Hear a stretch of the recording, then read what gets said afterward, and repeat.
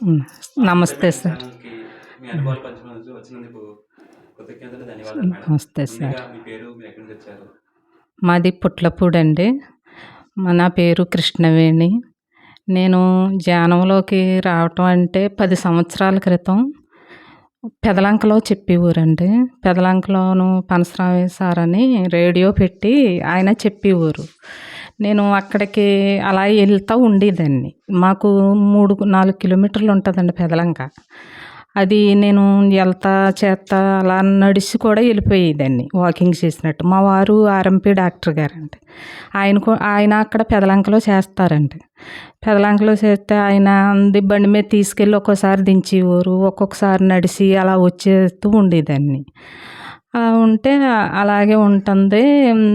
మళ్ళీ కొన్ని రోజులకి మా పాపకి పెళ్లి చేయటం, ఇంకా పాపకి నీళ్లు పోసుకోవటం అయి ధ్యానం మానేసానండి. నాకైతే ఆరోగ్యపరంగా అయితే నాకు 28 సంవత్సరాలు అయిందండి ఇప్పుడు. నాకు బుర్ర తేడా వచ్చిందండి. బుర్ర తేడా అంటే మా పాప బాలింత్రాలు 7వ నెలలప్పుడు తేడా వచ్చిందండి. 28 సంవత్సరాలు.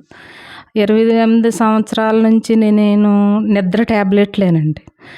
ఏకంగా 150 పవర్ కూడా వేసుకుండేదాన్ని.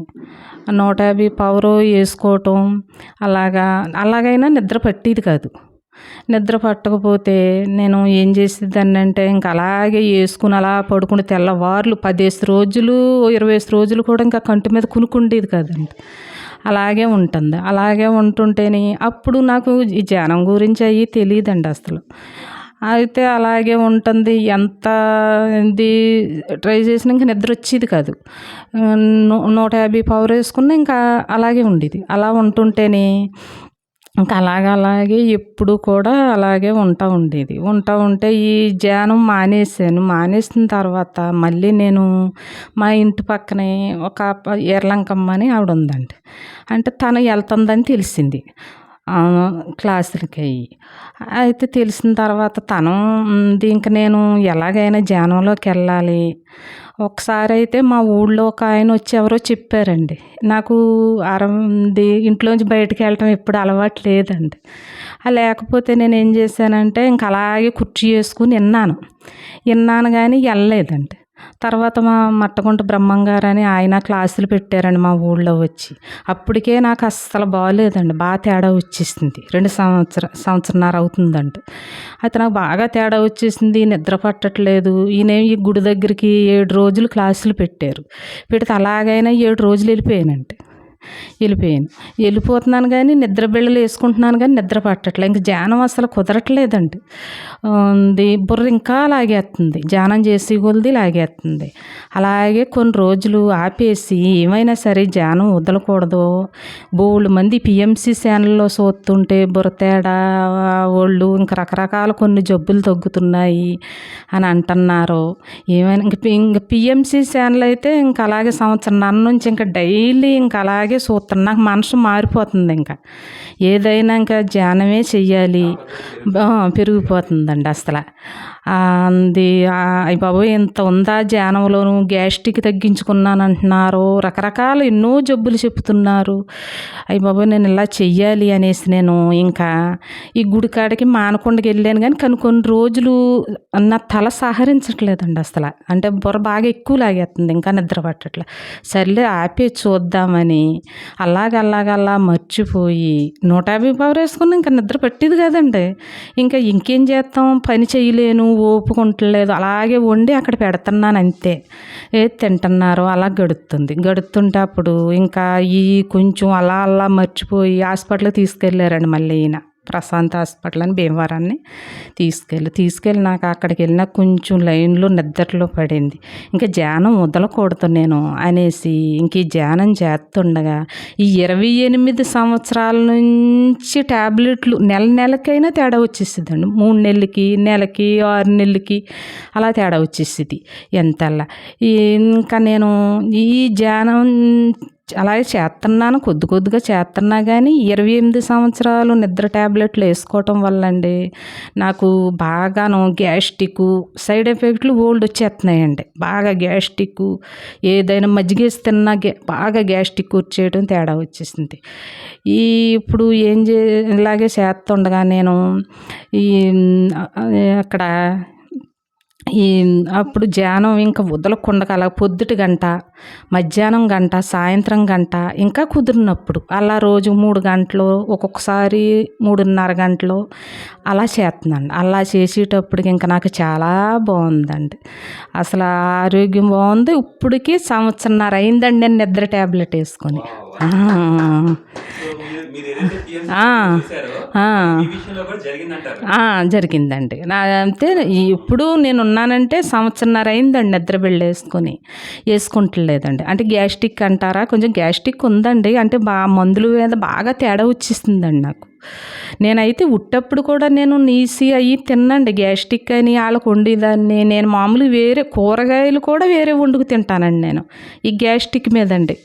కూరగాయలు కూడా బాగా సైడ్ ఎఫెక్ట్ వచ్చి ఈ 1.5 సంవత్సరం నుంచి నిద్ర బిళ్ళ అంటూ ఎరగనండి. గ్యాస్ట్రిక్ అయ్యి అప్పుడప్పుడు వేసుకుంటున్నాను కానీ ఇంకా పెంచుకుంటే అది కూడా పోతుందని మీకు నమ్మకం వచ్చిందండి. ఇంకా సాధన మీరు పెంచుకోవాలి. అవునండి, కనీసం ప్రతిసారి అంటారు ఎవరి వయసు ఎంత ఉందో అంత చేసుకోవాలి. సేపైనా కూర్చోవాలి. అవునండి, అవును. అన్నీ చూస్తానండి నేను. ఇంకా అసలు ఈ ధ్యానం అని నేను 1.5 సంవత్సరం నుంచి తెలుసుకున్నాక టీవీలో పిఎంసి ఛానల్ తప్ప రెండోది చూడలేదండి నేను. నేను ఇంక అదే అండి, ఖాళీ దొరికితే అంటే కొంచెం మా అబ్బాయి కానీ ఈయన కానీ ఉంటే క్రికెట్ పెట్టుకుంటారు, పాటలు పెట్టుకుంటారు, అయ్యే తప్ప నేనైతే ఇంకా ఎట్టుకుంటే నాకు దొరికితే ఇంకా పిఎంసి ఛానలేనండి. ఇంక రెండోది నేను చూడలేదు అసలు. వాళ్ళ మాటలు అవి నాకు ఎంతో మనసు మార్చేస్తుందండి అసలు. అలా ఉంటుందండి. ఈ 28 సంవత్సరాల నుంచి ఎంత నష్టపోయానో అసలు. చాలా హింసపడేదాన్నండి. అంటే నిద్ర పట్టేది కాదు. ఇప్పుడు నిద్ర అనేది అయ్యి ఉంటేనే కదండి మనిషికి. అసలు నాకు ఆ ధ్యానం వల్ల చాలా ఉపయోగపడిందండి నాకు బాగానే. గురించి కానీ మీరు పెట్టినప్పుడు మీకు దాని యొక్క నాకు బాగా అనుభవాలు వచ్చాయండి. బాగా దేవుళ్ళు రావటం అండి, పరమేశ్వరుడు కానీ, ఏడుకొండలవాడు కానీ అందరూ రావటం, అనుభవాలు కలర్లుగా వచ్చేయటం, అలాంటివి అన్నీ జరిగాయండి. నాకు అప్పుడు బాగా తేడా వచ్చేసిందండి అసలు.